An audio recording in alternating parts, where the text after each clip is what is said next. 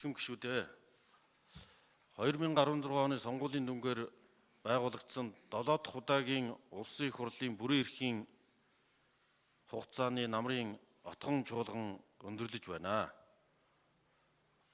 За энэ чуулган бүхий л үзүүлэлтээр түүхэн гэж хэлж болохоор шахуу хуваартай өндөр ачаалттай ажиллаа.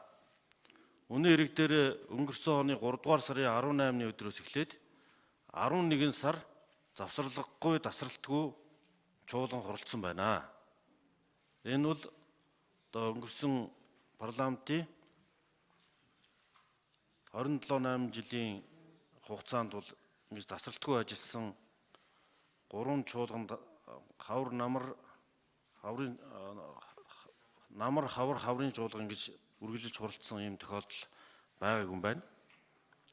За энэ намрын чуулган ч гэсэн 86 өдөр үргэлжилж нэгдсэн хуралдаа 32 удаа байнгын болон дэд түр хороо давхарцсан тоогоороо 119 удаа хуралдаж нийт 154 хууль улсын их хурлын 51 тогтоол хэлэлцэн батллаа. Холбогдох байгууллага албан тушаалтан иргэдийг оролцуулсан нээлттэй хилцүүлэг 19, нээлттэй сонсгол 3 удаа зохион байгуулсан байна. За нөгөө талаар зөвхөн тоон үзүүлэлтийн хувьд ч төдийгүй чанар агуулгын хувьд ч гэсэн улсын их хурл түүхэн гэж хэлж болох ихээхэн хүч хөдөлмөр сэтгэл цаг хугацаа зориулан байж олон чухал хууль тогтоомжийг хэлэлцэн батллаа. Үүн дотроо Монгол улсын үндсэн хуулийн нэмэлт өөрчлөлт энэ парламентын төдийгүй Монгол улсын их хурлын түүхэнд тод үсгээр бичигдэж үлдэх нь гарцаагүй. Төрөө төвчтгөж, улсаа зэгцэлж, засаглаа засах, эрүүл шударга хөгжингүй нийгмийн ирээдүйг тодорхойлох чин зорилготой энэхүү түүхэн өөрчлөлтийг хийхэд үнэтэй хувь нэмэр оруулсан Монгол улсын их хурлын эрхэм гишүүд, улсын их хурлын тамгын газрын хамт олон, эрдэмтдийн судлаачид, улс төрийн намууд, за Монголынхоо нийт иргэдэд дахин талархал илэрхийлж байна. За улсын их хурлын намрын чуулганаар улсын төсөө баталж, улсын их хурлын болон аймаг нийслэл, сум дүүргийн иргэдийн төлөөлөгчдийн хурлын сонгуулийн тухай, өмгөөллийн тухай, засгийн газрын тусгай сангийн тухай, өргөн нэвтрүүлгийн тухай, оюуны өмчийн тухай, хүний эрхийн үндэсний комиссийн тухай зэрэг томоохон хуулиудыг хэлэлцэн батллаа. Тэгээд эдгээрээс заримыг нь бол онцолж дуртах нь зүйтэй гэж үзэж байна. Энэ дотроо эх орныхоо эрдэнэс баялагын өгөөжөөс ахмад буурлуудынхаа ачийг санаж, ачааг хөнгөлөх зорилготой иргэдийн тэтгэвэр барьцаасан зээлийн төлбөрийг төрөөс 1 удаа төлөх тухай хуулийг батллаа. Монголчууд ахс ихсээ хөндлөж ачийг нь хариулахыг хичээдэг сайхан ёс уламжилтай. Нөгөө талаар Монгол улсын үндсэн хуулийн нэмэлт өөрчлөлтөд заасан Монгол хүн бүр байгалийн баялагынхаа эзэн байх, үр өгөөжийг нь хүртэж байх энэ нэмэлт өөрчлөлтийн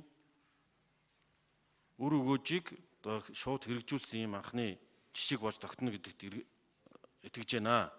Баялагын өршим Монгол хүнд Монголын төлөө зориулагдах учиртай. Жохомхүү энэ энгийн атлаа гарцаагүй зарчмыг үнд суулгаж салхитын болон бус дурдын ирээдүйн орлогоос ахмадуудынхаа тэтгэврийн зээлийг тэглэх хуулийг баталсан. Ингэснээр ахмад буурлууд маань зээлийн дарамтаас бүрэн чөлөөлөгдөж, тэтгэврээ өөрийнхөө ахуй амьдралын хэрэгцээнд зарцуулах бүрэн боломж нээгдэнэ. Цаашид байгалийн баялагаас олох орлогын өгөөжөөс нийт ард түмэндээ хүртэх санд турамтлуулж хөгжил дэвшлийн ирээдүйдээ зориулах зарчим тууштай хэрэгжих ёстой гэж үзэж байна. Энэ онд ирээдүйн өв санд байгалийн баялагын өгөөжөөс 1 их 80 төгрөг хоримтлогдохоор төсвөж төлөвлөсөө. Одоо 350 гаруй тэрбум төгрөг энэ санд хоримтлогдоод байгаа. Энэ бол 2030 оноос зарцуулагдаж эхлэх хоримтлын санг энэ засгийн газар энэ улсын их хурлын үед түүхэндээ нэмэх баланстай ирээдүйн үедээ үлдээж байгаа. Мөн зарим иргэний тэтгэврийн хэмжээг нэмэгдүүлэх тухай хуулиар хувь тэнцвүүлсэн тэтгэвэр авч буй иргэдийнхээ тэтгэврийг бүрэн тэтгэврийн хэмжээнд хүргэн нэмэгдүүлсэнийг тэмдэглэж хэлье. Бас оюу толгойн ордын ашиглах хөрөнгө оруулалтын гэрээ болон холбогдох бусад гэрээ хэлцээрүүдийн хэрэгжилтийг шалгасан ажлын хэсгийн санал дүгнэлтүүдэд үндэслэн оюу толгойн ордын ашиглалтанд Монгол улсын эрх ашигыг хангуулах тухай улсын их хурлын тогтоолыг хэлэлцэн баталсан. Гэрээг сайжруулах ёстой. Монголын талд ногдох өгөөжийг нэмэгдүүлэх нь зүйд нийцнэ. Баялагынхаа эзэн болсон монголчууд хоосон төдийгүй үр төлж байж тарахгүй. Монголын баялаг ашиглаж байгаа бол Монголын эрх шиг нэн тэргүүн тавигдах учиртай. Энэ бол Монголын ард түмний шаардлага юм аа. Энэ шаардлага хүсэмжлэлийг шүнц болгож энэ тогтоолыг гаргасан. Шийдвэрийг хэрэгжүүлэх талаар тууштай ажиллахыг засгийн газрын ажлын хэсэгт даалгаж байна. Монгол улсын 2020 оны төсвийн тухай хуульд нийт 2 их найд 152.5 тэрбум төгрөгийн 1438 барилга байгууламж төсөл арга хэмжээ хэрэгжүүлэхээр тусгасан. Өөрөөр хэлбэл 2020 он их бүтээн байгуулалтын жил байх болно. Талцаж маргаж, олсноо өрн таран хийж, авилгын ёроолгүй сав руу асхан зутгаж, цөөнхөн баяжиж олонхон өгөрдөг энэ хандлагадаа цэг тавих цаг ирсэн. Шударгаас хууль ард түмэн засагладаг, аривжуулан дэлгэрүүлж бүтээн босгож, амар жаргалтай амьдрах сайн цагийн салхи сэрүүлзэх учиртай. Энэ чуулганаар та бид засгийн газрын тусгай сангийн тухай хуулийн шинжилсэн найруулгыг баталсан. Тусгай сангууд 2018 онд 3.2 их найд, 2019 онд 3.6 их найд төгрөг зарцуулсан Монгол улсын нэгдсэн төсвийн нийт зарлагын 30 орчим хувийг эзэлж байжээ. Тэр их мөнгө хүрх эзэндээ очсон уу, өршигтэй байж чадсан уу гэж асуувал хариулахад төвөгтэй байдалд хүрээд байсан. 2012-аас 16 оны гашуун сургамжаас хүнд ч ойлгомжтой болсон. Иймээс тусгай сангууд богшсон бусрамг байдлыг халах санаачлагыг улсын их хурл засгийн газар өөрөө гаргасан. Сангуудыг зэгцэлсэ, заримуудыг нь татан буулгасан, журмыг нь тодорхой болгосон.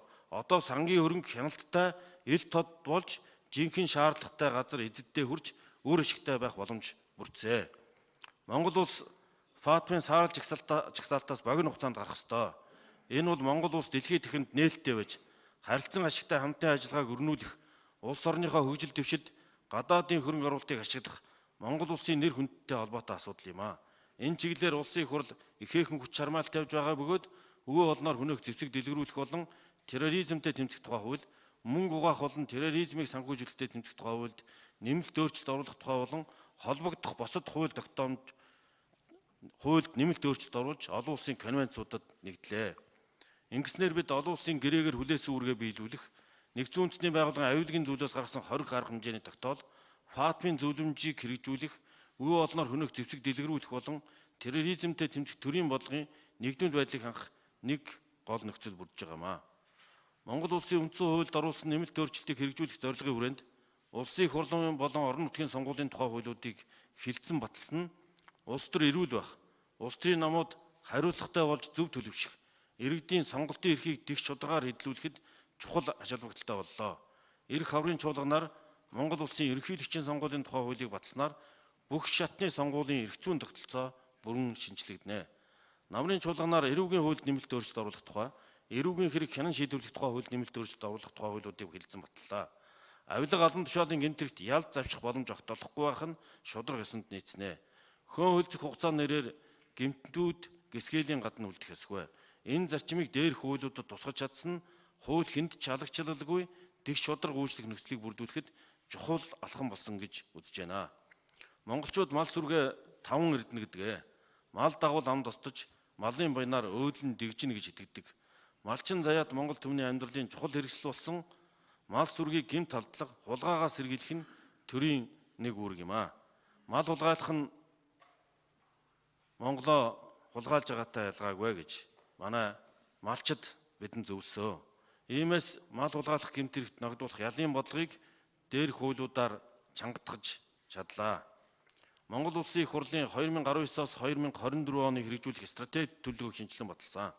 Улсын их хурлаас гаргасан шийдвэрийн дагуу парламентын судалгааны хүрээлэнг байгуулан ажилд нь орууллаа.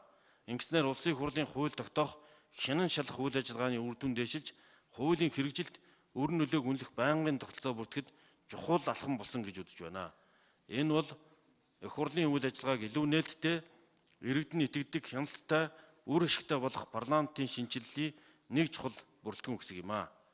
Эрхэм гишүүдээ, 4-р сард та бидний бүрэн эрхийн хугацааны отхон чуулган эхэлнэ. Энэ чуулганаар тавьсан зорилго хүлээсэн үүргийнхээ дутууг хэрэгжүүлж, дундуурыг дүүрэх үүрэг хариуцлага та бидэнд оногдож байгаа. Юуны өмнө Монгол улсын үндсэн хуульд оруулсан нэмэлт өөрчлөлтийг хэрэгжүүлэх эрх зүйн өөрчлөлт шинжилтийг хийх нь чухал байна.